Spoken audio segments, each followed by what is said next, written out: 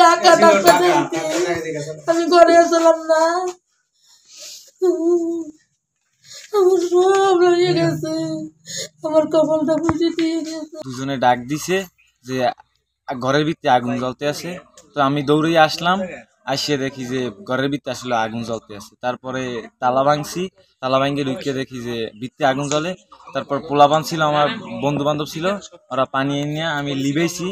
তারপরে কারেন্টের লাইন টাইন সবটা বন্ধ করছি, গ্যাসের সিলিন্ডারের পাইপ কেটে দিয়েছে, এই পাইপ ওইটা খুললে ওই পুকুরে ফেলাইছে আইনা।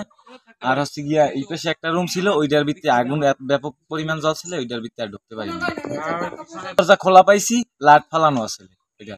আর ডয়ার আসলে মাঝখানের রুমের ওই ডয়ারের আগুন লাগে নাই, ওইটা আর ডয়ার সব খোলা ছিল।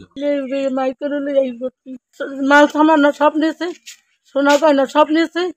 ভাইয়া বিছনে বেদি কাপড় চোপড় সব পুজোর দিকে কিছু না, মাল জিনিস কাপড় চোপড় ছেলেদের একটা জামা পর্যন্ত তুলে যায় না।